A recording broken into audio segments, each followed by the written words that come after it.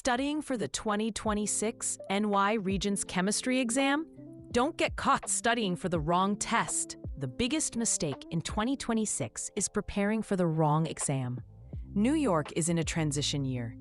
The new exam is called the Regents Examination in Physical Science, Chemistry, or NYS P12 SLS. It's very different from the legacy physical setting chemistry test. The new version uses a new format, new reference tables, and a new question style. Before you study anything else, confirm with your teacher which version your class is taking. This single step will save you hours of wasted effort. The new exam is organized into 9 to 11 question clusters built around phenomena and stimuli. Instead of just recalling a fact, you'll analyze a short passage, a graph, a data table, or a diagram. The test contains 45 to 55 total questions, with about 60% being multiple choice and 40% being constructed response.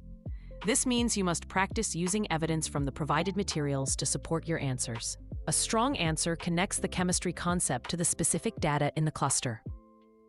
Your most important tool is the 2025 edition of the Reference Tables for Physical Science, Chemistry.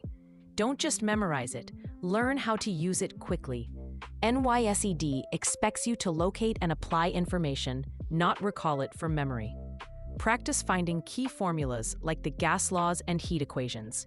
Know where to look up electronegativity, ionization energies, and properties of elements on the periodic table. Your goal is to navigate the booklet so efficiently that it feels like a second brain during the exam.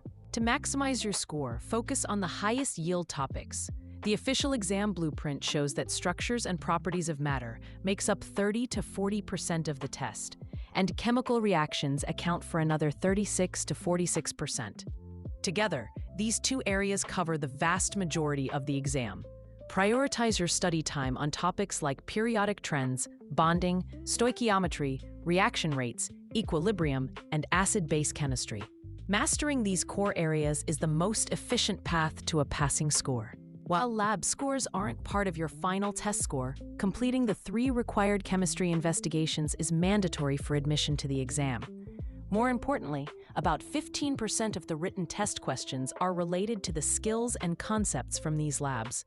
Expect questions that ask you to interpret data, identify variables, evaluate a claim with evidence, or explain a material's properties. Don't just go through the motions in lab.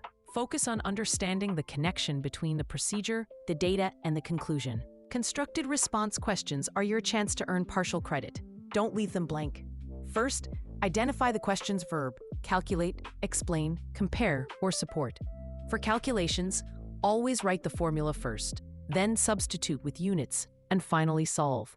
For explanations, state your claim, then cite specific evidence from the stimulus, like a value from a table or a trend from a graph.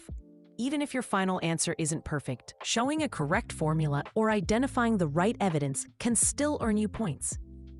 Now you know how to approach the new 2026 Chemistry Regents. The key is to confirm your exam version, master the new reference tables, and practice applying your knowledge to cluster-based questions.